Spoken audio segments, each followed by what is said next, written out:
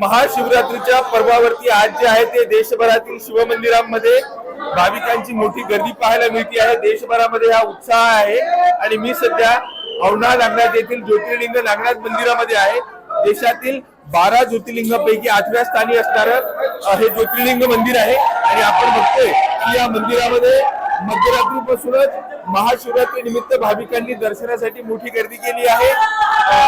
आज मध्यरात्री जी आहे मध्यरात्री महापूजा झाल्यानंतर भाविकांसाठी या मंदिराचे दरवाजे उघडण्यात आले आणि त्यानंतर आपण बघतोय की मोठी रांग जी आहे ती भाविकांनी इथे लावली आहे। महाराष्ट्रात नाही तर देशाच्या कानाकोपऱ्यातून भाविक इथं दर्शनासाठी आले आहेत। बम बम भोले आणि हर हर महादेव असा गजर जो आहे तो आहे।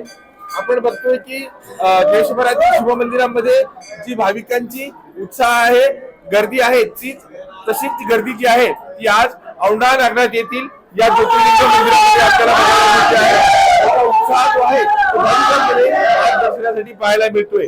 मनीष खरात, न्यूज 18 मराठी, औंढा नागनाथ, हिंगोली।